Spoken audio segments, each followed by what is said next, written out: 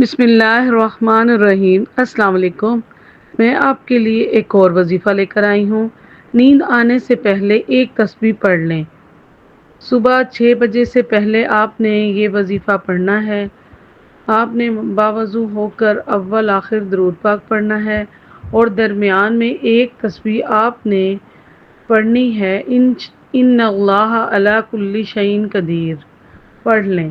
جب آپ یہ تسبیح پڑھ لیں اس وقت آپ نے ہاتھ اٹھا کر اللہ سے دعا مانگنی ہے، دولت اور رزق کی پریشانی کو ختم فرما دیں۔ میرے لیے بھی کوئی ایسا وسیلہ بنا دیں کہ میرے پاس بھی دولت آ جائے۔